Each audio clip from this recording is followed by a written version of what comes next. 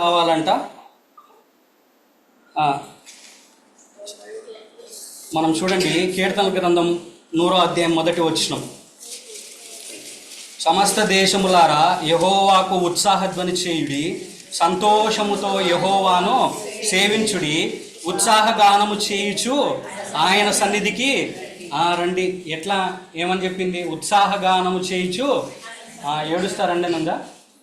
లేదు కదా, ఉత్సాహగానంతో రావాలంట ఆయన సన్నిధికి కదా. ఎందుకురా ఆదివారం కూడా కదా, వచ్చేదే ఒకరోజు సెలవు, ఆ రోజు తిని పడుకోక ఎందుకు ఈ బాధ కదా. కాబట్టి మనం ఎటువంటి యాటిట్యూడ్తో వస్తూ ఉంటున్నాం అనేటువంటిది చాలా ముఖ్యమైనటువంటిది. How we are coming. అందుకే కీర్తనకారుడు అంటాడు, ఆయన సన్నిధిలోనికి వెళ్ళడానికి నేను ముందుగా ఏం చేస్తా వచ్చినానంటే ప్రిపేర్ అవుతా వచ్చినా అని చెప్తా వస్తాడు. కాబట్టి మనము we have to prepare our cells. మనం ఆయన సన్నిధిలోనికి రాకంటే ముందు మనం ప్రిపేర్ అయ్యేటువంటి వారంగా మనం ఉంటూ రావాలి. కాబట్టి ఎటువంటి యాటిట్యూడ్తో మనము వస్తూ ఉంటున్నాం అనేటువంటిది చాలా ముఖ్యమైనటువంటిది. ఎందుకంటే మనం ఆయన్ని సంతోషముతో, ఆనందముతో, ఉత్సాహ గానము చేయించు ఆయన సన్నిధిలోకి వచ్చి మనం ఆయన్ని ఆరాధించేటువంటి వారంగా, మనం ఆయన్ని గణపరిచేటువంటి వారంగా, మనం ఆయన్ని స్తుతించేటువంటి వారంగా మనం ఉంటూ రావాలి. ఎందుకు ఆయన్ని ఆ విధంగా స్తుతించాలంటే చూడండి, ఆయన ప్రశస్తమైనటువంటి వాడని రాయబడతా వచ్చింది. పేతురు రాసినటువంటి మొదటి పత్రిక 2వ అధ్యాయం 7వ వచనం. పేతురు రాసినటువంటి మొదటి పత్రిక 2వ అధ్యాయం 7వ వచనం. విశ్వసించుచున్న మీకు, చాలు, విశ్వసించుచున్న మీకు ఆయన ఎటువంటి వాడంట? ఇప్పుడు మనం విశ్వసించినటువంటి వారమా కాదా? మనం విశ్వసించినటువంటి వారం. విశ్వసించినటువంటి మనకు ఆయన ఎటువంటి వాడు? అమూల్యమైనటువంటి వాడు. కాబట్టి అందును బట్టే మనం ఆయన్ని సంతోషముతో, ఆనందముతో ఆయన్ని ఆరాధించేటువంటి వారంగా మనం ఉంటురాలి. ఆత్మతో, సత్యముతో మనం ఆయన్ని ఆరాధించేటువంటి వారంగా మనం ఉంటురాలి. అందును బట్టే మనం చూసుకున్నట్లయితే బైబిల్లో అనేకమైనటువంటి వారు ఆయన్ని ఎంతో విలువైనటువంటి వాటితో, ప్రశస్తమైనటువంటి వాటితో ఆయన్ని ఆరాధించినటువంటి వారిగా వాళ్ళు ఉంటూ వచ్చినారు. మనం పాత నిబంధన గ్రంథము లేకపోతే ఆది కాండం నుంచి మనం చూసుకున్నట్లయితే ప్రశస్తమైనటువంటివి దేవునికి అర్పించి వాళ్ళు ఆయన్ని ఆరాధించినటువంటి వారిగా ఉంటూ వచ్చినారు. ఎందుకంటే వాళ్ళు గుర్తెరుగుతూ వచ్చినారు వారి జీవితాల్లో, ఆయన అమూల్యమైనటువంటి వాడు, ఆయన ప్రశస్తమైనటువంటి వాడు. అందును బట్టే నేను ఆయన్ని, నా ప్రశస్తమైనటువంటి వాటిని అన్నింటినీ కూడా నేను అర్పించి ఆయనకి ఆరాధించేటువంటి వారిగా ఉంటాను. హేబేలు ఏం చేస్తా వచ్చినాడు? శ్రేష్టమైనటువంటివి అర్పించినాడు. దాని ద్వారా ఏం పోగొట్టుకుంటూ వచ్చినాడు? ఆయన తన ప్రాణాన్ని పోగొట్టుకుంటూ వచ్చినాడు. అబ్రహాం ఏం చేస్తూ వచ్చినాడు? తనకు ఒక్కగానైనా ఆ కుమారుణ్ణి బలి అర్పించడానికి వెనుదీయలేదని రాయబడుతూ వచ్చింది. ఒక్కడే ఒక కుమారుడు, చాలా అల్లారు ముద్దుగా పెంచుకుంటా వచ్చినాడు. శ్రేష్టమైనటువంటిది ఆయనకు అర్పించాలని కోరుకుంటా వచ్చినాడు కదా. యోబు కూడా సమస్తమును నష్టపోతా వచ్చినాడు, అయినప్పటికీ కూడా ఏమంటా వచ్చినాడు? యెహోవా ఇచ్చెను, యెహోవా తీసుకొను కదా.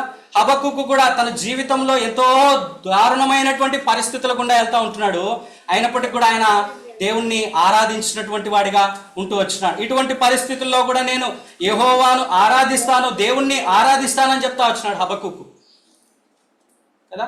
అంతేకాదు జ్ఞానులు, క్రొత్త నిబంధనలోకి వచ్చేతలకే మనం చూసినట్లయితే జ్ఞానులు ఏం చేస్తూ వచ్చినారు? దేన్ని తీసుకొచ్చినారు ఆయన దగ్గరికి?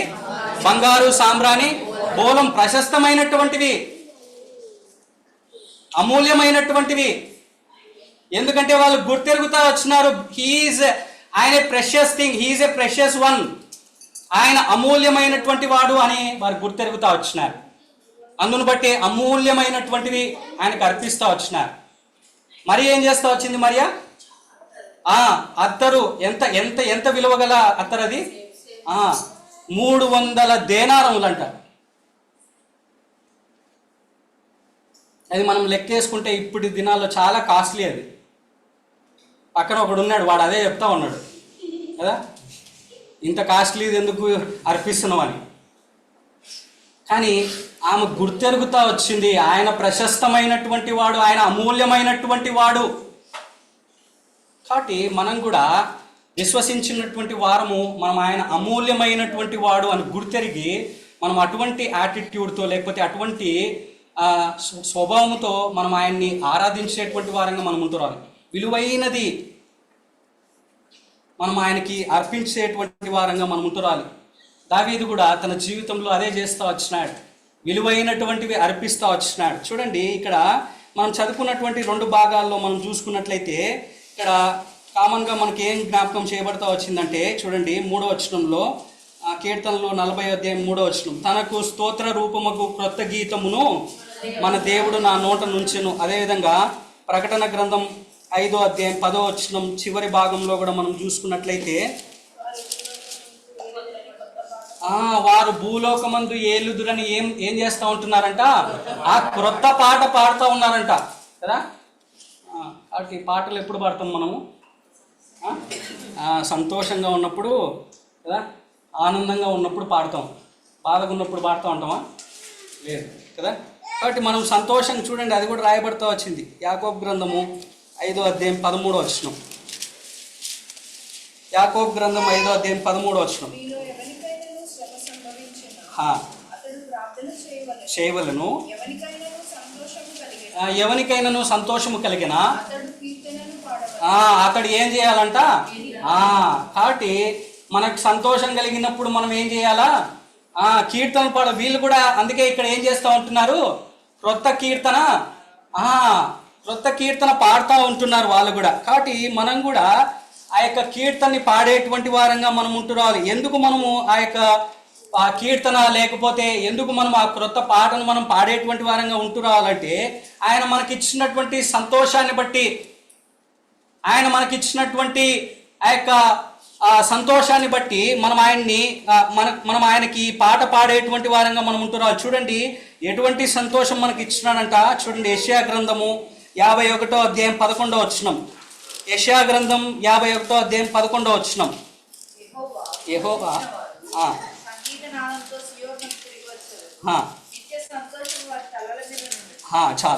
చాలండి. చూడండి, యెహోవా విమోచించిన వారు సంగీతనాదముతో సియోనుకు తిరిగి వచ్చెదరు. నిత్య సంతోషము వారి తలల మీద. ఎటువంటి సంతోషం మనకి ఇచ్చినాడు ఆయన?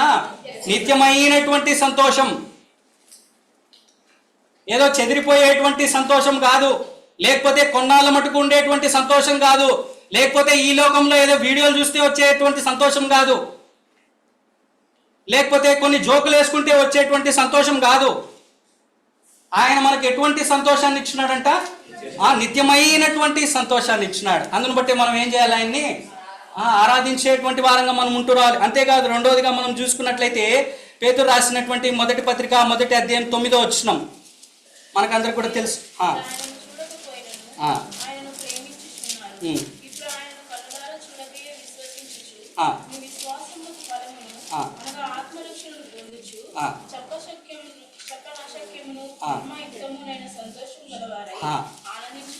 చూడండి, ఇక్కడ ఎటువంటి సంతోషం అంట?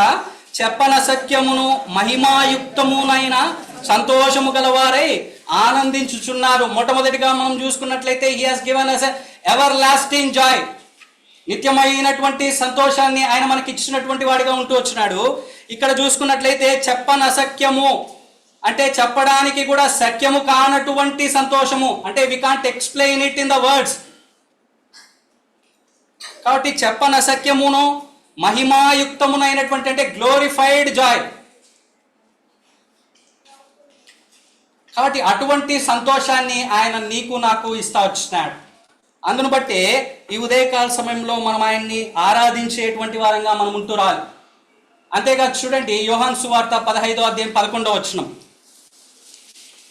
యోహాను సువార్త ఇంకా ఎటువంటి సంతోషాన్ని ఇచ్చినాడంట?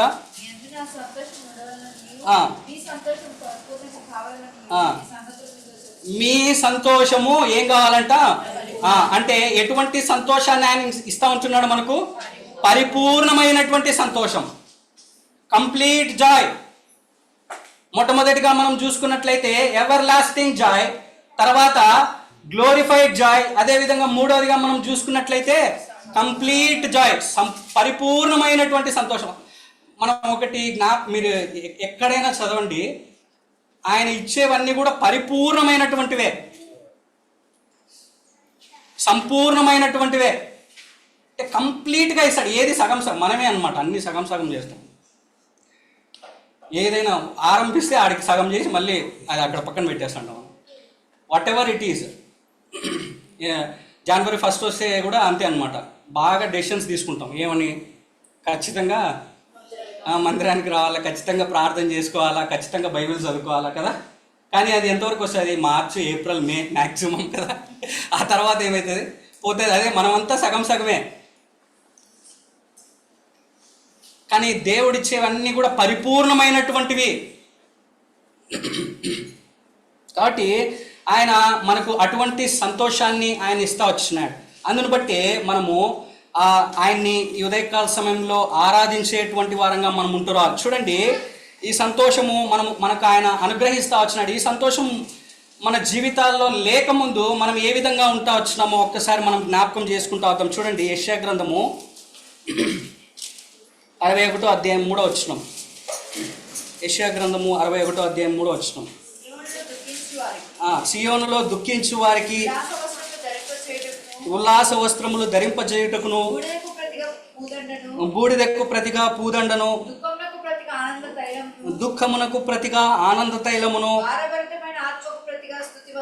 భారభరితమైన ఆత్మకు ప్రతిగా స్తుతి వస్త్రమును వారికి ఇచ్చుటకును. చూడండి, ఎటువంటి పరిస్థితిలో మనం ఉన్నామంట? దుఃఖములో మనం ఉంటా వచ్చినాం కదా, బాధలో మనం ఉంటా వచ్చినాం. దుఃఖము మన జీవితాల్లో దుఃఖం ఉంటా వచ్చింది, బాధ ఉంటా వచ్చింది, ఏడుపు ఉంటా వచ్చింది. ఎక్కడి నుంచి వచ్చింది దుఃఖము? ఎక్కడి నుంచి వచ్చింది దుఃఖము? అది ఆదాము నుంచి వచ్చింది. మొట్టమొదటిగా ఆదాము నుంచి వచ్చింది మనకి దుఃఖము, వేదన కదా. కాబట్టి ఆదాము పాపం చేయడం కారణాన్ని బట్టి ఈ దుఃఖం మన జీవితాల్లోనికి వస్తా వచ్చింది. ఒకప్పుడు మనం దుఃఖంలో ఉంటా వచ్చినాం. ఆ దుఃఖాన్ని ఆ దుఃఖంలోంచి మనల్ని విడిపించడానికి ఆయన ఏం చేస్తా వచ్చినాడంటే, తన ప్రియ కుమారుడైనటువంటి యేసుక్రీస్తు ప్రభువారిని మన కొరకై ఈ లోకానికి పంపిస్తా వచ్చినాడు. మొదటి ఆదాము అయినటువంటి ఆదాము మనకు దుఃఖాన్ని తీసుకొస్తే, ఈ కడపటి ఆదాముని ఆ దుఃఖాన్ని తీసివేయడానికి, మన జీవితాల్లో సంతోషాన్ని నింపడానికి ఆయన మన కొరకై ఈ లోకానికి పంపిస్తా వచ్చినాడు. ఆ పాపం వలన మనకు దుఃఖం కలుగుతా వచ్చింది.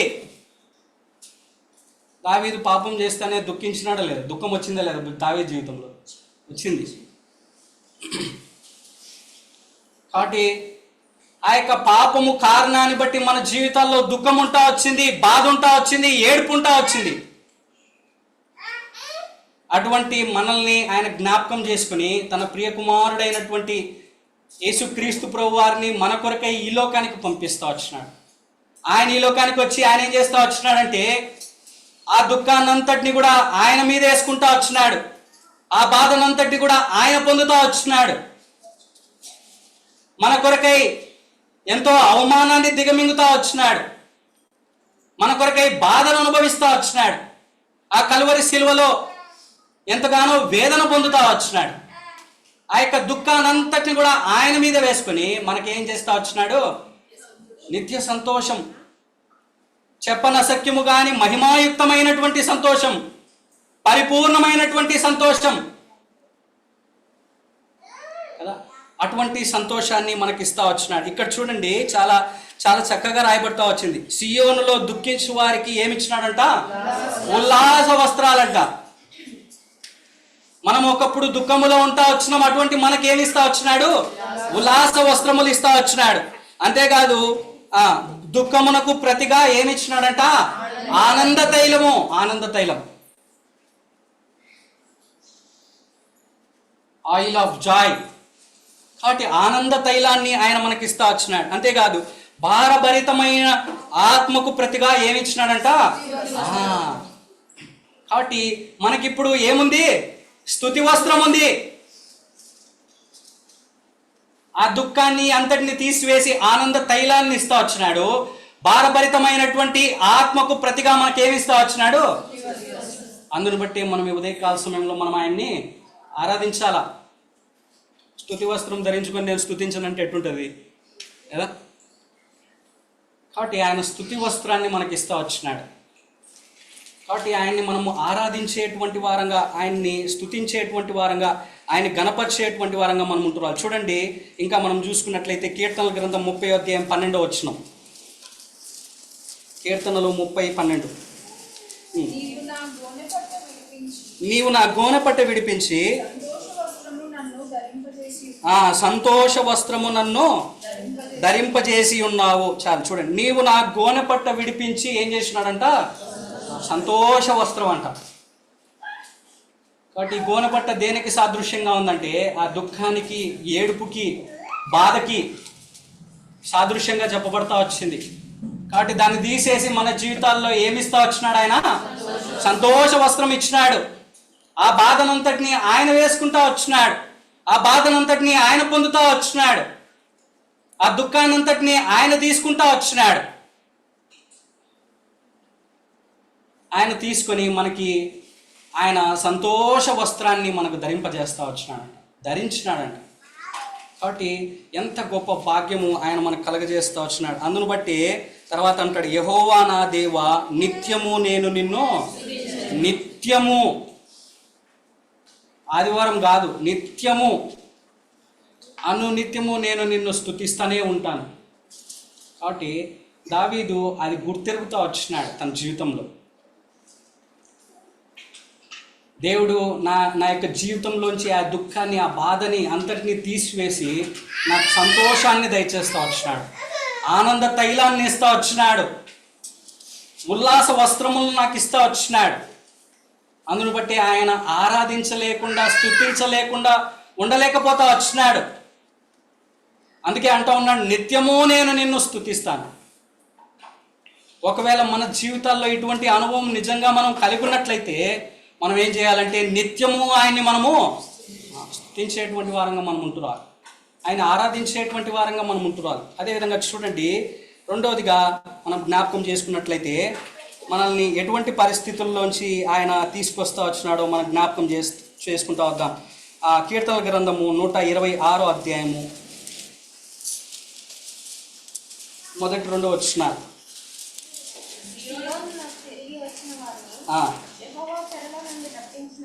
రప్పించినప్పుడు నుటివి మన నోటి నిండా నవ్వు ఉండెను, మన నాలుక ఆనందగానముతో నిండి ఉండెను. అప్పుడు యెహోవా వీరి కొరకు గొప్ప కార్యములు చేసినని అన్ని జనులు చెప్పుకొని. చూడండి, ఇక్కడ మనం చూసుకున్నట్లయితే సియోనుకు తిరిగి వచ్చిన వారిని యెహోవా చెరలో నుండి రప్పించినప్పుడు, ఇక్కడ మనం జ్ఞాపకం చేసుకున్నట్లయితే ఇశ్రాయేలీయులు ఎక్కడుంటా వచ్చినారు? ఏ చెరలో ఉంటా వచ్చినారు? ఐగుప్తు యొక్క చెరలో ఉంటా వచ్చినారు కదా. వాళ్ళు ఎన్ని సంవత్సరాలు అక్కడ ఉంటా వచ్చినారు? 400 సంవత్సరాలు. ఎంతో దారుణమైనటువంటి బాధ కదా. వాళ్ళ మూలుగు ఏమైందంట? వాళ్ళు మూలుగుతూ ఉన్నారంట కదా.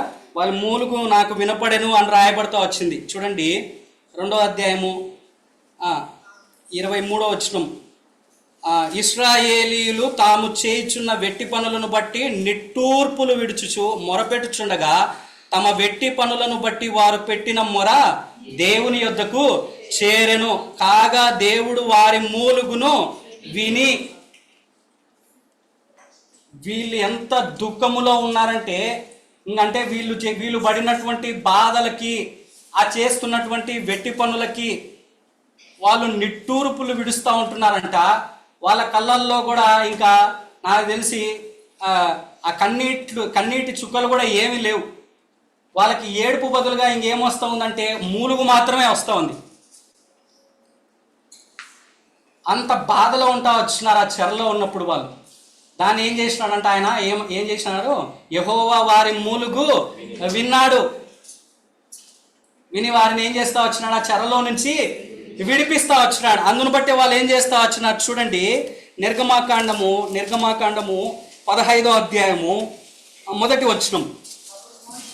అప్పుడు మోషేయు ఇశ్రాయేలీయులను యెహోవాను గూర్చి ఈ కీర్తన పాడిరి. ఏం చేస్తా వచ్చినారు? వాళ్ళు చెరలో నుంచి బయటకు వచ్చిన తర్వాత మొట్టమొదటిగా చేసినటువంటి పనేంటి? ఈ కీర్తన పాడుతూ ఉంటున్నారు, పాట పాడుతూ ఉంటున్నారు. ప్రభువా మేము ఒకప్పుడు చెరలో ఉంటా వచ్చినాం, దారుణమైనటువంటి బాధలో దుఃఖములో ఉంటా వచ్చినాం, బందీలమైపోయినటువంటి ఐగుప్తు యొక్క బంధకాల్లో ఉంటా వచ్చినాం, ఆ బంధకాల నుంచి మమ్మల్ని విడిపిస్తా వచ్చినాం. అందును బట్టి వాళ్ళు ఏం చేస్తా వచ్చినారంటే పాట పాడుతూ వచ్చినారు కదా. ఒకప్పుడు కూడా మనం కూడా అటువంటి పరిస్థితిలో ఉంటా వచ్చినాం, పాపం యొక్క బంధకాల్లో ఉంటా వచ్చినాం, ఈ లోకం యొక్క బంధకాల్లో ఉంటా వచ్చినాం, సైతాను యొక్క బంధకాల్లో ఉంటా వచ్చినాం. అటువంటి మనల్ని ఆయన ఏం చేస్తా వచ్చినాడంటే ఆయన విడిపిస్తా వచ్చినాడు.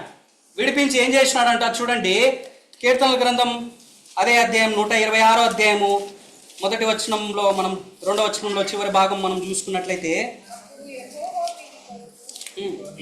దానికంటే పైన మన నోటి నిండా నవ్వుండెను, మన నాలుక ఆనందగానముతో నిండి ఉండెను. ఆయన మనల్ని కూడా ఇటువంటి బంధకాల్లోంచి విడిపించినాడు. విడిపించి ఆనందగానముతో మనల్ని నింపుతా వచ్చినాడు, ఆనందముతో మనల్ని నింపుతా వచ్చినాడు. అందును బట్టి ఉదయకాల సమయంలో మనం ఏం చేయాలి, ఆయన్ని ఆరాధించేటువంటి వారంగా మనం ఉంటూ రావాలి, ఆయన్ని స్తుతించేటువంటి వారంగా మనం ఉంటూ రావాలి. ఆ యొక్క బంధకాల్లోంచి, పాపం యొక్క బంధకాల్లోంచి, ఈ లోకం యొక్క బంధకాల్లోంచి, సాతాను యొక్క బంధకాల్లోంచి మనల్ని విడిపించి ఆయన మన నోటిలో ఏముంచున్నాడు, ఆనందగానం ఉంచున్నాడు. కాబట్టి ఆ గానం బయటికి రావాలా. ఆ గానం బయటికి రాకపోతే ఏమంటారు, మనల్ని మూగోళ్ళు అంటారు కదా. కాబట్టి మనం దేవుని యొద్ద మూగబోయేటువంటి వారంగా మనం ఉండకూడదు. కాబట్టి అందును బట్టి మనం ఆయన్ని ఆరాధించేటువంటి వారంగా మనం ఉంటురాలి. చూడండి, 3వదిగా మనం జ్ఞాపకం చేసుకుంటూ వద్దాం. మనం ఎటువంటి పరిస్థితుల్లో ఉంటే మనం ఆయన్ని విడిపిస్తూ వచ్చినాడు. యెషయా గ్రంథము 35వ అధ్యాయం 10వ వచనం. యెషయా గ్రంథము 35వ అధ్యాయం 10వ వచనం. యెహోవా విమోచించిన వారు పాటలు పాడుచు తిరిగి ఎక్కడికి వస్తారంట, సియోనుకు వచ్చెదరు, వారి తలల మీద నిత్యానందము నుండును, వారు ఆనంద సంతోషములు గలవారై వచ్చెదరు. దుఃఖమును నిట్టూర్పును ఏమైపోతాయంట, ఎగిరిపోతాయంట. చూడండి, ఎందుకు మనం ఆయన్ని ఆరాధించాలి, ఎందుకు ఆయన మన నోట పాట ఉంచినాడంటే ఏం చేసినాడు, యెహోవా ఏం చేసినాడంట, విమోచించినాడండి. ఆయన మనల్ని విమోచించినటువంటి దేవుడిగా ఉంటూ వచ్చినాడు. తనకు ఒక్క కుమారుడైనటువంటి యేసుక్రీస్తు ప్రభువారిని మన కొరకే ఈ లోకానికి పంపిస్తా వచ్చినాడు, మనల్ని విమోచిస్తా వచ్చినాడు. మనల్ని విమోచించి ఏం చేస్తా వచ్చినాడంట. కాబట్టి అందును బట్టి మనం ఏం చేయాలంట, పాటలు పాడుచు ఆయన దగ్గరికి రావాలి. ఆయన మనల్ని విమోచించినటువంటి వాడిగా ఉంటూ వచ్చినాడు. చూడండి, పేతురు రాసినటువంటి మొదటి పత్రిక 1వ అధ్యాయం 18-19 వచనాలు మనకు తెలిసినటువంటి భాగమే.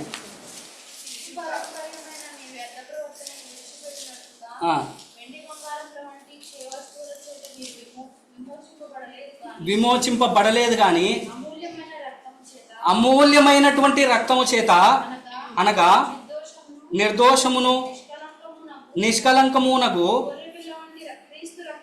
గొర్రెపిల్ల వంటి క్రీస్తు రక్తము చేత విమోచింపబడితిరని మీరెరుగుదురు కదా. కాబట్టి మనం ఏ విధంగా విమోచింపబడతా వచ్చినాము అంటే, ఆ యొక్క ప్రశస్తమైనటువంటి అమూల్యమైనటువంటి నిర్దోషమును నిష్కలంకమునగు గొర్రెపిల్ల వంటి ఎవరి రక్తము చేత, క్రీస్తు రక్తము చేత. ఈ లోకములో ఉన్నటువంటివి ఏవి కూడా మనల్ని విమోచించలేకపోతా వచ్చినాయి. మన ఆస్తులు, లేకపోతే మన వెండి, మన బంగారము, మనకున్నటువంటి క్షయమైనటువంటి వస్తువులు, ఇవేవి కూడా మనల్ని విమోచించలేకపోతా వచ్చినాయి. కానీ ఆ యొక్క అమూల్యమైనటువంటి, నిర్దోషమైనటువంటి, నిష్కలంకమైనటువంటి క్రీస్తు రక్తం మాత్రమే మనల్ని ఏం చేస్తా వచ్చింది, విమోచిస్తా వచ్చింది. అందును బట్టి మనం ఏం చేయాలి, ఆయన్ని ఆరాధించేటువంటి వారిని. విమోచన అంటే అర్థం ఏంటి, విమోచన రిడీమ్డ్ అంటే అర్థం ఏంటి, యాక్చువల్గా క్రైమ్ చెల్లించి అది క్రయము చెల్లించి దాన్ని కొనుక్కోవడం అన్నమాట. ఆయన మన కొరకై క్రయం చెల్లిస్తా వచ్చినాడు. అందును బట్టే మనం చదువుకున్నటువంటి ప్రకటన గ్రంథం 5వ అధ్యాయం 9-10 వచనం మనుషులను కొని అని ఉంటుంది. ఆయన మనల్ని కొన్నాడు, క్రయం పెట్టి చెల్లించినాడు. ఆయన స్వరక్తం ఇచ్చి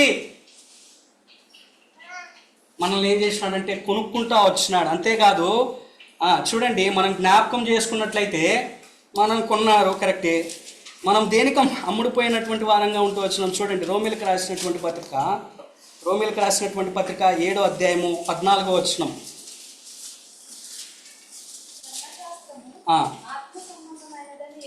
ఎరుగుదుము పాపమునకు అమ్మబడి మనం ఎట్లా ఉంటా వచ్చినామంట, పాపానికి అమ్మబడినటువంటి వారంగా ఉంటూ వచ్చినాం. శరీర సంబంధంగా మనం ఉంటూ వచ్చినాం.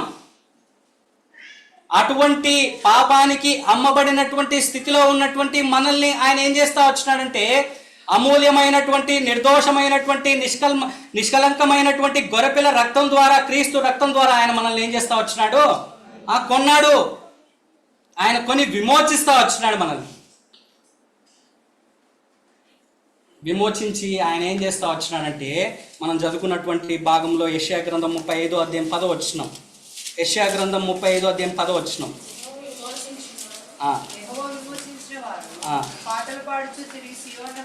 వచ్చేదరు వారి తలల మీద ఏముంటుందంట, నిత్యానందం ఉంటుంది. వారు ఆనంద సంతోషములు గలవారై వచ్చేదరు. దుఃఖము నిట్టూర్పు ఏమైపోతుందంట, ఆయన మనల్ని విమోచించి ఆయన ఏం చేస్తా వచ్చినాడంటే, మనలో ఉన్నటువంటి దుఃఖాన్ని నిట్టూర్పును అంతటి కూడా ఆయన తీసివేస్తా వచ్చినాడు.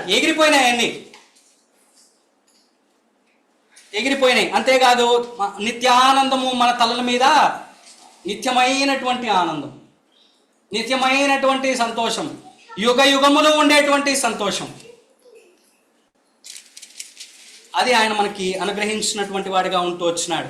అందును బట్టే మనం ఎట్లా ఉండాలంట, ఆనంద సంతోషములతో మనం ఏం చేయాలా, ఆయన్ని ఆరాధించాలా, ఆయన్ని స్తుతించాలా, పాటలు పాడాలా. కాబట్టి మనం ఏ విధంగా ఆయన్ని ఆరాధిస్తూ ఉంటున్నాము అనేటువంటి విషయాన్ని మనం జ్ఞాపకం చేసుకునేటువంటి వారంగా మనం ఉంటున్నాం. చూడండి, ఇటువంటి పరిస్థితిలో ఉన్నటువంటి మనల్ని ఆయన విడిపించి మనకు ఆయన నిత్యమైనటువంటి సంతోషాన్ని, చెప్పనసక్యము మహిమాయుక్తమునైనటువంటి సంతోషాన్ని, అంతేకాదు పరిపూర్ణమైనటువంటి సంతోషాన్ని ఆయన మనకు ఇస్తా వచ్చినాడు. అందును బట్టి మనం ఆయన్ని ఆరాధించేటువంటి మాట్లాడుతూ వచ్చినప్పుడు దేవుడు మనందరితో మాట్లాడుతూ జరిగింది. వ్యక్తిగతంగా మనం ఆరాధన చేయడం కూడా జరిగింది. చూడండి, ఆదికాండం 42వ అధ్యాయము 5వ వచనం మనం స్పష్టంగా చదువుతున్నప్పుడు, కరువు కనాను దేశంలో ఉండెను గనక ధాన్యము చదవమ్మా.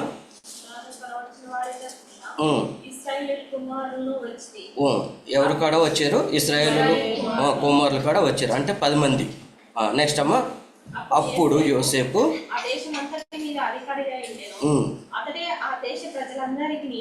ధాన్యం అమ్మకము చేయవాడు గనుక యోసేపు సహోదరులు వచ్చి ముఖములో నేలను మోపి అతనికి వందనము చేసి. చూడండి, మోకములు నేలకు.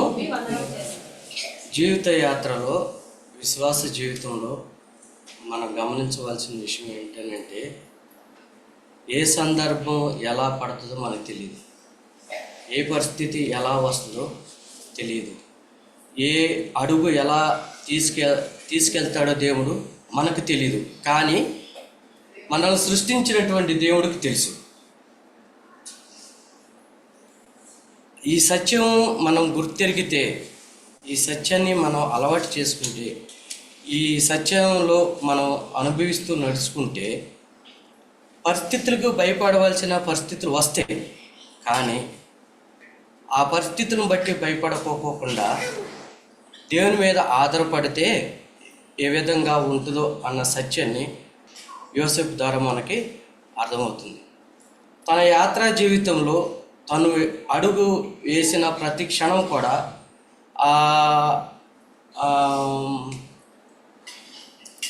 తండ్రి యాకోబు తన సహోదరుల యొక్క క్షేమం తెలుసుకోవటానికి, క్షేమ సమాచారం తెలుసుకోవటానికి ఆ అన్న దగ్గరికి వెళ్ళిన ఆ అడుగు దగ్గర నుంచి ఆ ప్రాంతం ఏంటి చూడండి, ఎన్నో అధ్యాయం చూడండి, 30 మనందరికీ తెలుసు. క్షేమ సమాచారం తెలుసుటకు 31 అధ్యాయం చూడండి.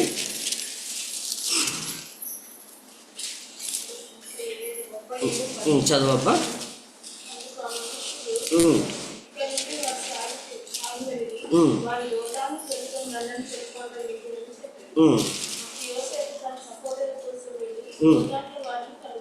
అంతకుముందు పైదమ్మా, కరెక్ట్, షేకేము. అది చాలు.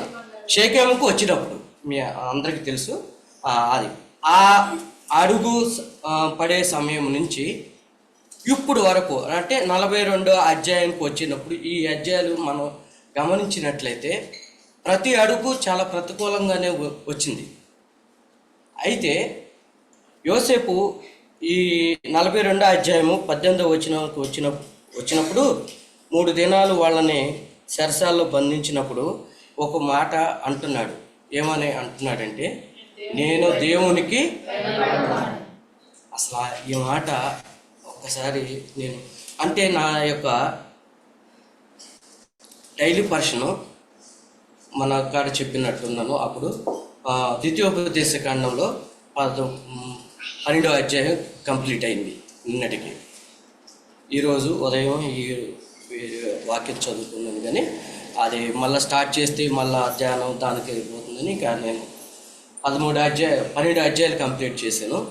అయితే ఈ ద్వితీయోపదేశ కాండం చదువుతున్నప్పుడు ఈ ఈ ఈ వచనం నాకు జ్ఞాపకం వచ్చింది.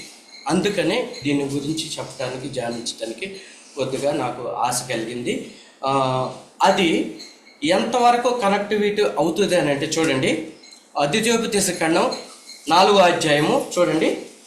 దీని యొక్క సారాంశం ఇది. నేను కొద్దిగా ప్రభు అనుగ్రహించినటువంటి నాకు ప్రత్యక్షత బట్టి చూడండి. ద్వితీయోపదేశ కాండం 4వ అధ్యాయము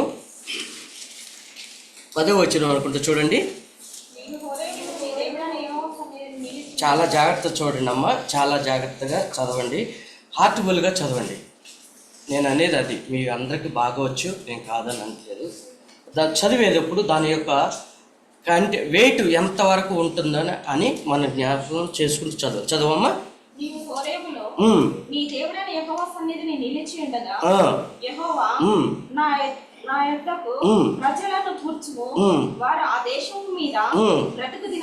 చూడండి, వారు ఆ దేశం మీద బ్రతుకు దినములు అన్నీ నాకు భయపడి, అబ్బా చూడండి, నాకు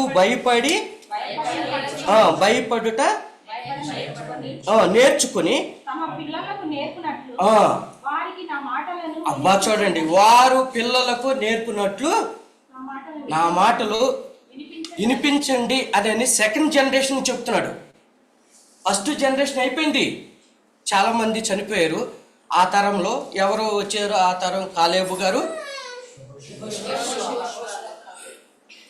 యెహోషువ, కాలేబు గారు, సెకండ్ జనరేషన్ వచ్చింది. అప్పుడు మిద్యాన అరణ్యంలో బాబు ఇక నా టైం అయిపోయింది, నేను వెళ్ళిపోతున్నాయా, యూత్ మీటింగ్ లాగా. ఇక నా చివరు యూత్ మీటింగ్ ఏమో నేను అంటలేదు అన్నమాట, నేను అంటున్నా, నేను సాహసం చేసి చెప్తున్నాను. కాబట్టి ఇక మీరు అందరూ కుర్రోళ్ళు ఇక నేను అన్న మాటతో చెప్తూ, అయ్యా ఇట్లా కాదయ్యా, మీ తరం వారితో మీ పితరులతో దేవుడు మాట్లాడాడయ్యా ఓరవిలో. కాబట్టి ఆ మాటలని మళ్ళీ నేను సెకండ్ జనరేషన్ చెప్తున్నానయ్యా. కాబట్టి మీ పిల్లలకు ఆజ్ఞాపించి దేవుడికి భయపడినట్లు మీరు ఆలకించి భద్రతగా జాగ్రత్తగా మీరు చెప్తే ఆ దేశము ఏదైతే మీకు ఇస్తానని చెప్పాడో, మాకిస్తానని చెప్పాడు దేవుడు, కానీ మేము స్వతంత్రించుకోలేకపోయాం. మీరన్నా మా పిల్లలు నా పిల్లలు క్షేమం కొరకు నేను బాగోకపోయినా నేను కష్టపడతాను. ఎందుకు? మన పిల్లలు బాగుండాలి. తల్లిదండ్రులు వారు ఎవరు అయినా సరే, శరీర జీవితంలో ఉన్నవారు ఎవరైనా సరే ఈ విధంగా ఆలోచిస్తారు. మన అనుభవాలు ఎన్ని. అందుకనే మన పిల్లలు ఎలా బ్రతకాలి అని అంటే ఇది చెప్తున్నాడు. ఈ అంశం గురించి వచ్చినప్పుడు ఇక్కడికి ఈ అంశానికి వచ్చాను. చూడండి, అందుకనే ఈ మాట్లాడుతూ యోసేపు గురించి మాట్లాడుతూ చూడండి, 42వ అధ్యాయము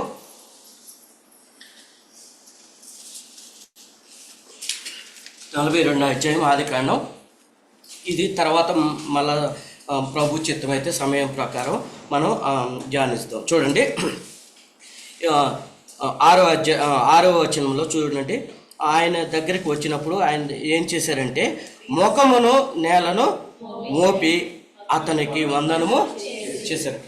ఎందుకు అని అంటే మన గోషంలో ఉన్నప్పుడు తన అడుగు ప్రారంభమైంది.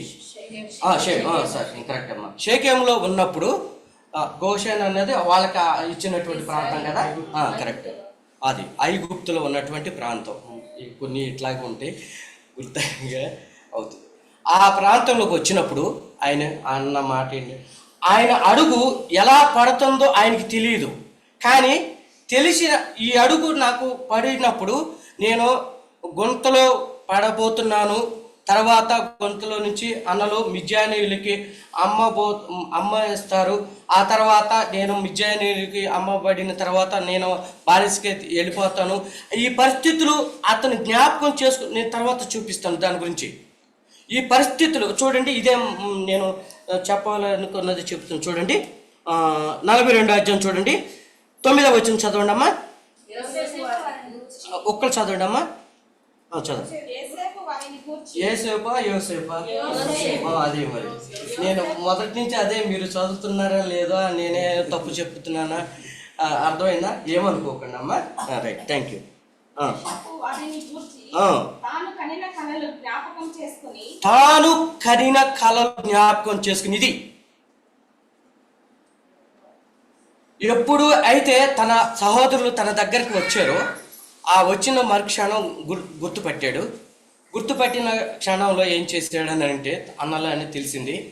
అయితే తాను ఏ విధంగా ఆ యవన ప్రాయంలో ఆ ప్రాంతంలో ఉన్నప్పుడు మా మీద కలలు కానీ దేవుడు మీకు ఈ విధంగా చూపించాడు కాబట్టి ఈ విధంగా మా మీద ఆ విధంగా హెచ్చిస్తాడా అనే ద్వేషం పెంచుకుని అతన్ని కొట్టి ఆ గొంతులో త్రోసివేసి ఆ తర్వాత మిద్యానీయులకు అమ్మివేసి ఆ తర్వాత ఇక్కడికి రాజారికానికి వచ్చిన తర్వాత దేవుడు హెచ్చించిన తర్వాత ప్రతికూల పరిస్థితులన్నీ సమకూడిన తర్వాత ఇక్కడికి వచ్చిన తర్వాత ఆ యొక్క యోసేపు ఆ యొక్క చూడండి ఆ యొక్క దేశం అంతటి మీద అధికారి అయిన ఈజ్ నథింగ్ బట్ ఏమవుతుంది ఇప్పుడు ఒక అంతే.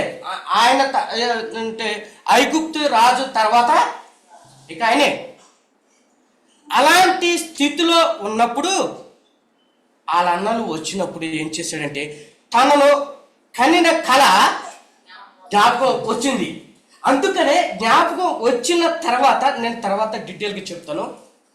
ఎంతగా మాట్లాడుతూ అంటే యోసేపు గారు మాట్లాడుతూ అంటే 50వ అధ్యాయానికి చివరికి నేను తీసుకెళ్ళి వదిలేస్తాను మిమ్మల్ని. చూడండి, అన్ని అధ్యాయాలు చదివించలేండి, భయపడకండి, మీకు ఇంట్రడక్షన్ చెప్పి వదిలేస్తాను అని చెప్తున్నాను.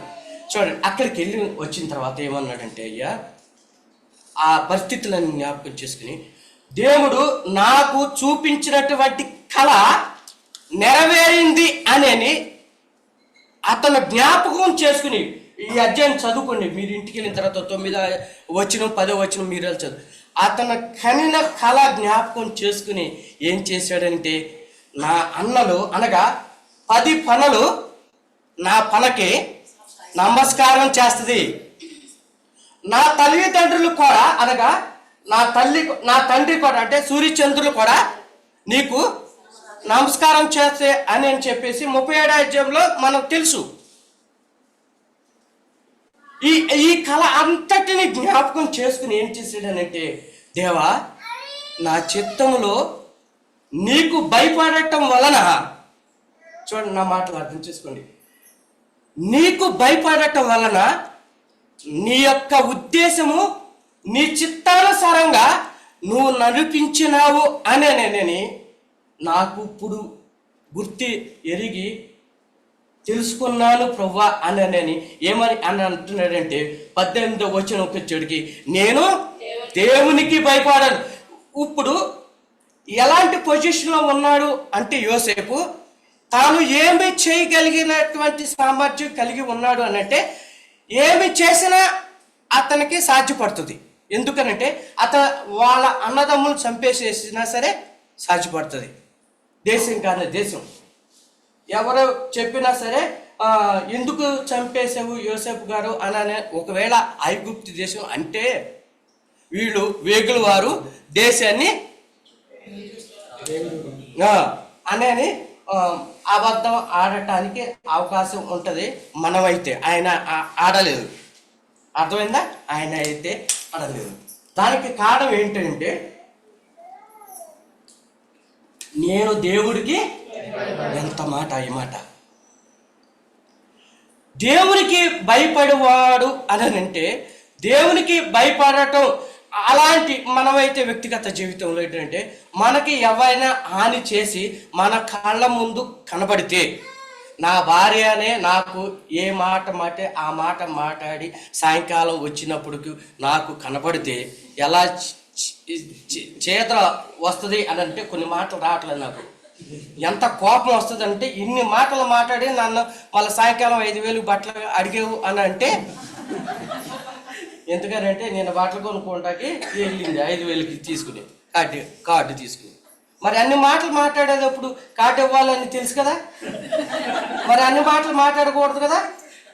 అంటే దైవికమైన విధంగా చెప్తున్నాను, ఇవ్వాలి. ఆ మాటలు మాట్లాడినప్పుడు మరి నాకు ఈ కార్డు ఇవ్వాలా వద్దా చెప్పండి, మీరైతే ఇస్తారా? నిజం చెప్పండి ఇస్తారా? అది ఎట్టంటే మన మనస్తత్వాలు ఉంటాయి. సైట్ పోతులే, లైఫ్లో నుంచి జాగ్రత్తగా ఆలోచిస్తే చాలా కష్టంగా ఉంటుంది కదన్నా. అందుకని కొన్ని మాట్లాడతాకి దేవుడు అనుమతించడు. కరెక్టే. ఎందుకు వచ్చింది ఇది? అంకుల్ చెప్పండి. సందర్భం రావట్లేదు.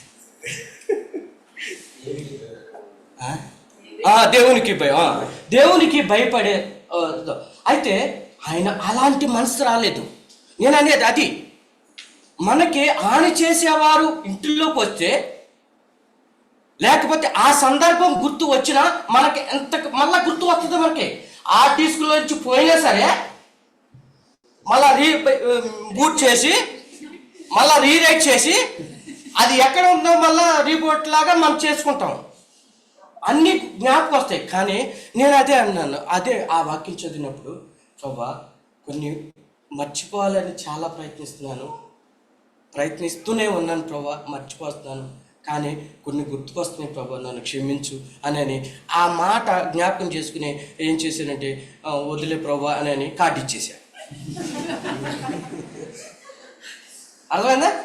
అది అంటే మనము అంటే నేను దేవునికి భయపడేవాడును అని నేను చెప్పుకుంటే, నా పరమనందు ఉన్నటువంటి దేవుడు నా మనసులో అంగీకరించకపోతే నేను చేసిన నాకు సంతోషం ఉండదని లేఖనాలు చదువుతున్నప్పుడు కొంచెం అర్థమవుతుంది నాకు. మనము మన దేవునికి భయపడే వారము అని అంటే, నీ బాధలో బాధపడుతుంది, నీ మాంసంలో మాంసం అన్నావు, నీ శరీరంలో శరీరం అన్నావు, అందరి దగ్గర ప్రమాణం చేసే చర్చి ముందు, కాబట్టి అంతే అందరే పోని ఇవ్వలే అని నా మనసు, ఈ మనసు రాకపోతే నేను అలరాలు చేస్తాను. మళ్ళా అలరాలు చేయకోకుండా, వద్దులే బాబు, నువ్వు దేవునికి భయపడవు, నువ్వు వాక్యం చదువుతున్నావు కదా, అలా పిల్లల కాడ మన పరిస్థితులు బట్టి ప్రవర్తించుకోకుండా వాళ్ళు ఇష్టం వచ్చినట్టు ప్రవర్తిస్తే మన వడలే, మన పిల్లోళ్ళే, దేవుడు క్షమిస్తాడులే, తర్వాత నేర్చుకుంటారులే అని మనం చేస్తుంటే వాళ్ళ అంతా ఇసుకించిన చివరాఖరికి మళ్ళీ సాయంకాలానికి ఏదోటి కొనుక్కుని మిర్చీలు, ఐస్ క్రీంలు, మనకి ఉన్నటువంటి క్యాపబిలిటీని బట్టి పిల్లలకు మనం సమర్థించి పెట్టుకుంటాం. కారణం ఏంటి? మనం దేవునికి భయపడేవారం. మనం దేవునికి భయపడేవారము అనే క్రియ మన దేవుడితో మనకు ఆ సంబంధం లేకపోతే మనం ఏమవుతుంది అంటే ఇలాంటి ప్రశ్నలు వస్తాయి. కానీ అలాంటి ప్రశ్నలు, అలాంటి ప్రతికూల పరిస్థితులు, తన శరీరంలో చాలా ఆరోగ్యం ఉంది, చాలా యవనస్తుడు ఈయన, ఏదైనా చేయగలడు. కానీ అవన్నీ దిగమింపుకుని ఏం చేస్తున్నాడంటే, అయ్యా నేను దేవునికి భయపడేవాడని, నేను అలా చేయను అన్నమాట తర్వాత 19వ వచనంలో అంటాడు. నేను తర్వాత చూపిస్తాను. అయితే దేవునికి భయపడేవారు ఎలా ఉంటారు అని అంటే 3 విషయాలు నేను చెప్పేసి ముగిచ్చేస్తా త్వరగా 5 నిమిషాల్లో 10 నిమిషాల్లో.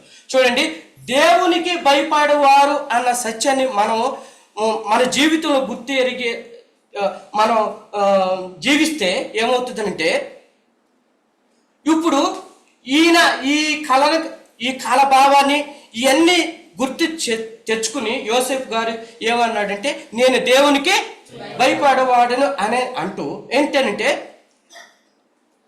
తప్పించబడిన వాడు యొక్క సాక్ష్యం ఇది. అంటే అన్నల నుంచి తప్పించబడ్డాడు. నమ్మకంగా ఫరో ఇంటిలో పనిచేస్తుంటే ఫరో యొక్క భార్య నింద మోపింది, అప్పుడు కూడా తప్పించబడ్డాడు. ఇలాంటి ప్రతికూల పరిస్థితులు కూడా నా దేవుడు నన్ను విడిపించినాడు అనే సాక్ష్యము ఏంటంటే, అన్ని పరిస్థితుల నుంచి తప్పించబడిన వాడు యొక్క సాక్ష్యము ఈ విధంగా ఉంటుంది. నా మాటలు అర్థమైందో లేదో నాకు అర్థం కావట్లేదు. ఎందుకంటే నేను దేవునికి భయపడేవాడు అన్న మాట ఏంటంటే, ఇలాంటి ప్రతికూల పరిస్థితుల నడుమ అతను వచ్చినప్పటికీ కూడా ఆ ప్రతికూల పరిస్థితులు అన్నిటినీ జ్ఞాపకం చేసుకోకుండా అన్నలను ప్రేమించి నేను దేవునికి భయపడేవాడును అన్న మాట పలకటం యొక్క అర్థం ఏమిటంటే, అన్ని పరిస్థితులను తెలిసినటువంటి ఆ దేవుడు తప్పించబడినటువంటి వాని యొక్క సాక్ష్యం ఇది. ఆ ప్రతికూల పరిస్థితుల నుంచి నన్ను ఏ విధంగా తప్పించాడో అతను పలుకుతున్న మాట ఏమిటి అనంటే, నేను దేవునికి మిమ్మల్ని బట్టి నేను భయపడతలేదు, మీరు దేశించారు, గుర్తులు పడేశారు, నన్ను హింసించారు, ఇట్లా తర్వాత ఈ ప్రతికూల పరిస్థితులు అన్నీ కాదు, నేను ఈ స్థితికి రావటానికి కారణం ఏమిటి అనంటే నేను దేవునికి భయపడాను. నేను దేవునికి భయపడకపోతే నేను ఈ స్థితిలోకి, అది మన యొక్క స్థితిని అంతటిని జ్ఞాపకం చేసుకున్నప్పుడు నేను అప్పుడప్పుడు నా స్థితిని జ్ఞాపకం చేసుకుంటా. స్మరణ సంఘం లేకపోతే నా స్థితి ఏంటో నాకు తెలుసు. నేను పదే ఇదే ప్రతి నా గురించి 2000లో ఈ రమ్య గ్రౌండ్లో అంకులు ఒకసారి పరిచయం, అంతకుముందు ఒకసారి పరిచయమే, వందనానికి వెళ్తూ వచ్చాము. ఆ తర్వాత పరిచయం తప్పిపోయింది. తర్వాత మేము ఎలాంటి ప్రతికూల పరిస్థితుల్లోకి వెళ్ళిపోయాం. తన షుగర్ అప్పుడే అటాక్ అవటం, అంకుల్ దగ్గర మేము రావటం, తర్వాత సంఘం అందరూ ప్రార్థన చేయటం, ఆ తర్వాత ఈ జాబ్ నాకు ప్రభు నాకు ఇవ్వటం, ఈ జాబులో నేను సుఖవంతంగా బ్రతకడానికి ఇచ్చిన పరిస్థితులు, ఈ పరిస్థితులన్నిటినీ జ్ఞాపకం చేసుకున్నప్పుడు నన్ను తప్పించినటువంటి దేవుడు నన్ను చూస్తున్నాడు. ఇంతగా నమ్మకంగా చెప్పడానికి ఈ మాట నాకు రావటానికి కారణం ఏంటంటే,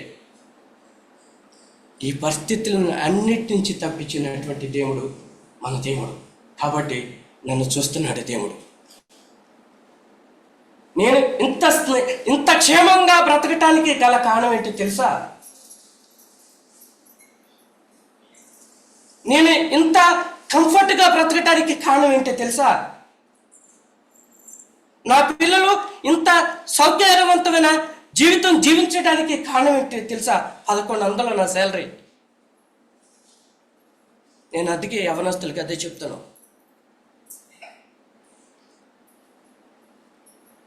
ఈ పరిస్థితుల నుంచి తప్పించినటువంటి సాక్ష్యం అది అని నేను నా సంతోషం అది, నా హృదయం. అందుకనే నేను వేరే మందిరానికి వెళ్ళాలి అని వాళ్ళు చాలామంది నన్ను ప్రేరేపించిన నా స్థితిగతి ఏమిటి అని నేను జ్ఞాపకం చేసుకున్నప్పుడు ఈ స్థితిని అనుభవించటానికి గల కారణం ఏంటంటే నా పరిస్థితి అన్నిటి నాకు తెలుసు. నా దేవుడు నన్ను చూశాడు. ఎవరి ద్వారా? అంకుల్ ద్వారా. కారణం తెలుసా? కృప జ్ఞాపకం చేసుకుంది నన్ను. లాస్ట్ టైం ఇక్కడ అదే చెప్పింది మీకు. యోసేపు కాడు అదే అంటున్నాడు, నన్ను చూసిన దేవుడు. నా పరిస్థితులను బట్టి కాదు, నన్ను ఏ పరిస్థితి, ఎలా రమ్యాకరణలో ఎలా అన్నము కూడా వండుకోవటానికి లేని పరిస్థితుల్లో నేను మీటింగ్కి వెళ్ళాను. ఆ రోజుని మేము రేకులు ఇంటిలో ఉన్నప్పుడు అంకులు ఒక కూలర్, చిన్న కూలర్ ఇచ్చారు.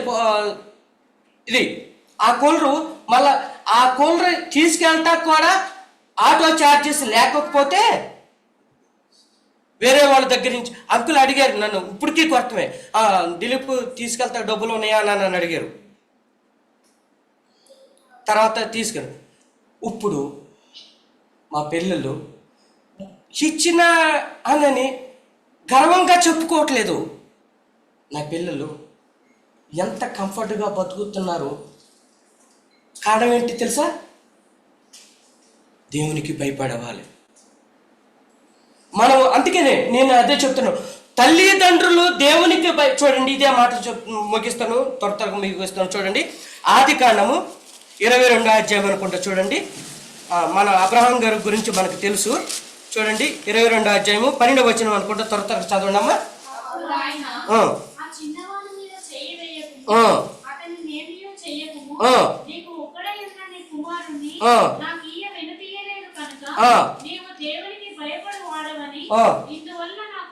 అబ్బా, నీవు దేవునికి భయపడవాడవని ఇందువలన దానికి ప్రతిఫలం ఏంటో చూడండి. 17వ వచనం చూడండి, మీరు చూడండి. నేను నిన్ను ఆశీర్వదించి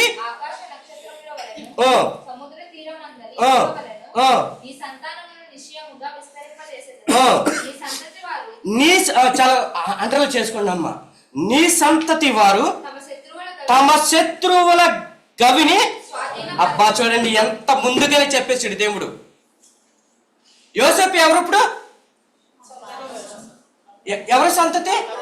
అబ్రహాం సంతతి. అబ్రహాం కుమారుడు ఇసాకు, ఇసాకు కుమారుడు యాకోబు కుమారుడు యోసేపు.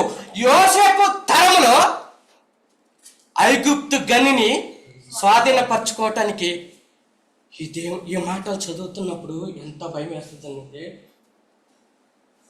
భయం అనేది కాదు కానీ మనం ఎంత కేర్ఫుల్గా బ్రతకాలి అనంటే, దేవుడు భయపడువాడను అన్న మాట ఇది సాధ్యమైన చిన్న మాట కాదు. చూడండి, దేవుడికి భయపడటం వల్ల వచ్చినటువంటి గొప్ప బెనిఫిట్ ఏంటంటే, బెనిఫిట్ కాదు, దేవుడు ఇక ఆగలేకపోయాడు. అబ్రహాము ఇసాకుని బలి ఇచ్చే క్రమంలో తన త్యాగాన్ని చూసి దేవుడు అబ్రహమా, నువ్వు ఇందువల్ల నా దేవుడికి భయపడవాడు అనే సత్యాన్ని గుర్తెరిగాను. అయ్యా, ఇంత మాత్రమే కాదు, నీ సంతతి వారు శత్రువుల యొక్క గవిని స్వాధీనపరచుకుంటాడు. ఇది నా వాగ్దానం. బబులోనికి అక్కడికి వెళ్ళిపోయారు, ఐగుప్తు దేశం కన్నా దేశంలో. కానీ అక్కడ శత్రువుల యొక్క గవిని స్వాధీనపరచడానికి దేవుడు ఎంతగా హెల్ప్ చేశాడు చూస్తారా? దేవుడి యొక్క అనంతమైన జ్ఞానంలో సమయం అయిపోయింది. చూడండి, దేవుడు ఏంటంటే దేవుడికి భయపడేవారు. దేవుడు ముందే చెప్పేశాడు, అదే 37వ అధ్యాయంలో ఇంకొక మాట చెప్పి ముగిస్తాను త్వరగా. 37వ అధ్యాయం అనుకుంటా చూడండి, ఆది కాండము 37వ అధ్యాయంలో 37వ అధ్యాయమా చూడండి,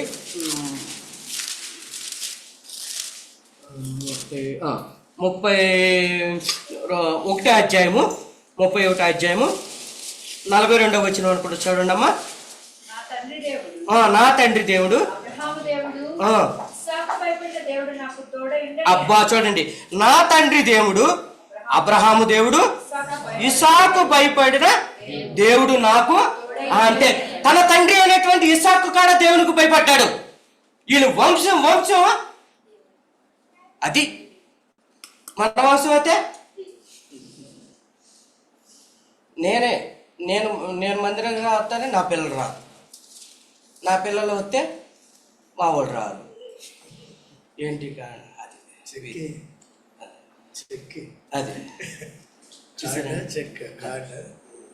చూసారండి వాళ్ళ వంశం ఏంటి చూసారా?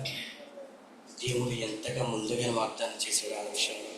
అయ్యా నువ్వు చూడండి 26వ అధ్యాయం ఇంటికి వెళ్ళి చదువుకోండి. గెరారులో దేశము మొత్తం అతిగా కరువు ఉంది, కానీ విత్తనము నాటి 100 అంతల పంట కోసిన వ్యక్తి ఎవరు?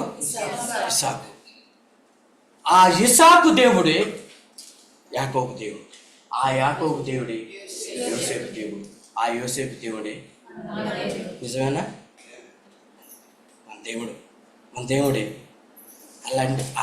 అలా అనుకోని బట్టి ఇలా బ్రతకమంటే ఇలాంటి ప్రతికూల పరిస్థితులు ఉన్నప్పటికీ కూడా చూడండి, ఎండ చాలా విపరీతంగా ఉంది, మనం బయటికి వెళ్తే చాలా కష్టంగా ఉంది, కానీ కంఫర్టబుల్ వాతావరణంలో దేవుని మనం సేవించడానికి మనకి దైవికమైన క్రమంలో దేవుడు మనకు సిద్ధపరిచినటువంటి ఇదే ఈ గుడారమే మనది.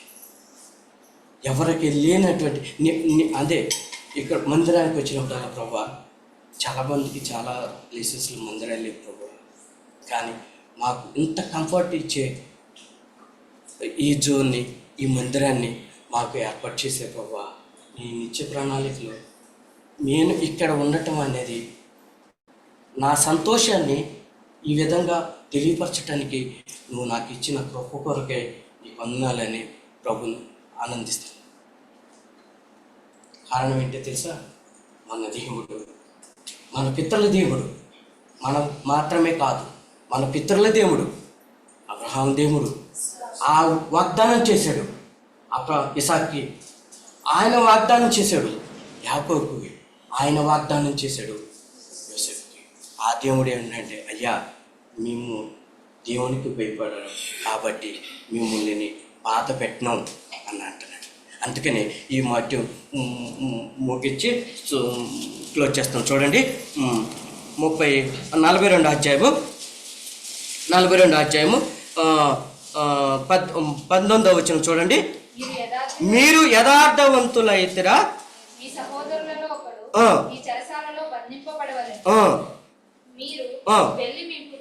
మీరు వెళ్ళి మీ కుటుంబములకు కరువు చూడండి. అతనే దేవుడికి భయపడేవాడు కాకపోతే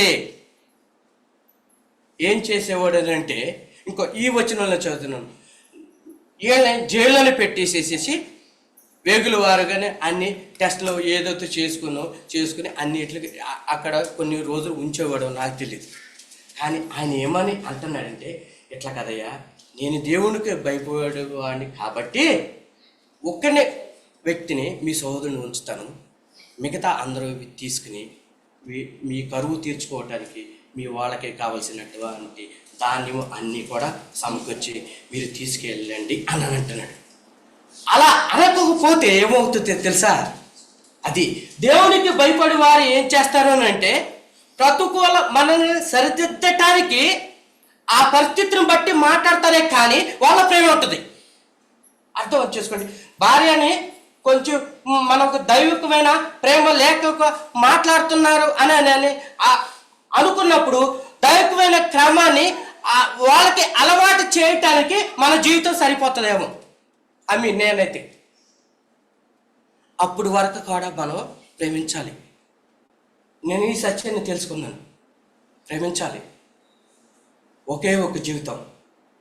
వాళ్ళ కరువు, వాళ్ళ పట్టలు పెట్టు, కడుపు పెట్టి వాళ్ళ వస్తువులు ఇచ్చి మనం చేయకూడదు. అదే ఈ కుటుంబ వ్యవస్థలో దేవునికి భయపడే వారు కాబట్టి కుటుంబంలో నెట్టి తినాలా నిలుస్తున్నాయి. ఒకవేళ ఎవరికి వారే ఇష్టం వచ్చిన జీవితంలో జీవిస్తే కుటుంబాలు కలిసి ఉండట్లేదు. నెట్టి తినాలా ఎవరికి ఒక్కరైనా సరే దేవునికి భయపడేవారుగా ఉంటున్నారు కాబట్టి నేటి దినాలు క్రైస్తవుల జీవితంలో కుటుంబాలుగా సాక్ష్యం కలిగి ఉంటున్నాం. కారణం ఏంటి? దేవునికి భయపడుతున్నాం కాబట్టి. అందుకని ఏమంటున్నానంటే మీకు, ఎందుకంటే దేవునికి భయపడే వారికి ఉండే లక్షణాలు ఏమిటి అని అంటే ఒక మాట చూపిస్తూ చూడండి. లేవికాండం 25వ అధ్యాయం అనుకుంటా అంకులు మీకు చెప్తారు. 13వ అధ్యాయానికి మనకు వచ్చాము, అంతే కదా అంకుల్? మనం 13వ అధ్యాయంకి వచ్చాము. తర్వాత చాప్టర్లో మీకు చెప్తారు చూడండి. 25వ అధ్యాయము లేవికాండము 25వ అధ్యాయము 17వ వచనం చదవడమ్మా. కరెక్ట్ అమ్మ తమ్ముడు. అబ్బా చూడండి, మనము దేవునికి భయపడేవారము అయితే భార్యను భర్తను విసిగించాం, బాధ పెట్టాం. దేనికి? అది ఏది మడితే అది ఇసుకించకండి, అవసరం బట్టి వస్తాయండి. ఏం అవుతున్నారు? నేను నార్మల్గా చెబుతున్నాను, ఏమనుకోండి. అట్లా అంటే ఎవరైనా సరే యోసేపు గురించి చెప్తున్నాను, ఎందుకంటే తన సహోదరులు ప్రేమించాడు కాబట్టి. అంతే. అన్నీ ఏంటంటే ఆ కరువు తీర్చుకోవటానికి అన్నలో మీరు వెళ్ళి మీ బంధువులందరికీ ఇచ్చి ఏం చేశాడంటే ఆ రోకల కాయ ఏం చేశాడు అని అంటే ఆ సంచుల్లో కారణం ఏంటి తెలుసా? ఇదే అధ్యాయంలో 3వ తలంపుగా చూస్తున్నాడు చూడండి. ఎన్నో వచనం అని అంటే 36వ వచనం చూడండి. 36వ వచనం చూడండి. ఎందుకు? ఇప్పుడు ఆయనకి దేవునికి భయపడ్డాడు కాబట్టి రోకలు తీసుకోలేదు, అంతే కదా? దేవునికి భయపడేవాడు కాబట్టి అయ్యా నాకు వద్దులే, మీ డబ్బు మీరే సంచిలో తీసుకుని ఇవన్నీ కూడా సమకూర్చి ఏం చేశాడంటే అన్నలకి తెలియకోకుండా ఏం చేశాడంటే ఆ సంచిలోనే ఆ డబ్బు వేసేసి మళ్ళీ తీసుకుని వెళ్ళేటట్టు చేశాడు. కారణం ఏంటి? దేవునికి భయపడేవారు ఈ రీతిగా పెడతారు. 3వది ముగిస్తాను చూడండి. ఇదో అధ్యాయంలో చూడండి 43వ వచనం కూడా చూడండి. చూడండి, కఠినంగా మన ఇంట్లో రోజు కఠినంగా ఉంటాయి. ఇవన్నీ అనుభవాలతో వస్తున్న మాటలు, బాధపడమాకండి. ఎంత కఠినంగా ఉంటాయంటే మాటలు. అదండి యోబు గారిని ఏమన్నారు నాకు తెలియదు, కానీ లేఖనాల్లో రాసి బట్టి ఉందబట్టి నేను చెప్తున్నా. ఏమన్నది ఆవిడ, పెద్ద ఆవిడ పోతే పో అనంది. ఇప్పుడు మన క్రైస్తవ జీవితంలో పిల్లల కాడ అంటున్నారు, పోషించలో నువ్వు ఎందుకన్నావు అంటున్నారా? కరెక్ట్ అమ్మా, నువ్వు వాస్తవం అమ్మా. ఇప్పుడు నువ్వు మనసు విప్పి నువ్వే ఒక మాట అన్నావు, థ్యాంక్స్ అమ్మా అంటున్నారు. చూసారా? ఇలాంటి కఠిన మాటలు దేవుని నమ్ముకున్న వాళ్ళు ఎట్లా మాట్లాడతారో అర్థం కాదు. ఒకవేళ వాళ్ళు మాట్లాడినా మనం ఏం చేయాలంటే, మనం దేవుణ్ణి నమ్ముకున్నాం కాబట్టి కాబట్టి యాత్రా జీవితంలో ఏ స్టెప్పు ఎప్పుడు ఎలా ముందుకేస్తుందో మనకు తెలీదు. కానీ ఆశాంతం ఎరిగిన మన దేవుడు అన్నీ తెలుసు. ఒక స్టెప్పు కష్టంగా అనిపిస్తుంది, నెక్స్ట్ స్టెప్పు సింహాసనం మీదకి తీసుకెళ్తాడు. కాబట్టి యవనస్తులైనటువంటి బిడ్డలు, రాబోయే తరం మీదే దేవునికి భయపడితే మీ జీవిత యాత్రలో దేవుడు ఎంతగా ఉంటాడు. అందుకనే ద్వితీయోపదేశకాండం 8వ అధ్యాయము 4వ అధ్యాయము 10వ వచనంలో మీ పిల్లలకి మీరు నేర్పి, నా మాటలు అర్థం చేసుకోండి, అదే అంటాడు. ఇది నా అంశం. మీ పిల్లల కాడ మీరు నేర్పండి. మన పిల్లలకి మనం నేర్పే విధానం బ్రతుకుతున్నాను లేదు పరీక్షించుకుని యథార్థంగా దేవునికి భయపడితే కుటుంబ జీవితంలో దేవుడి వాగ్దానాలు మరవైనవి కాబట్టి బ్రతుకుతాం. అట్టి కృప దేవుడు మనకు అనుగ్రహించి నడిపించాడు.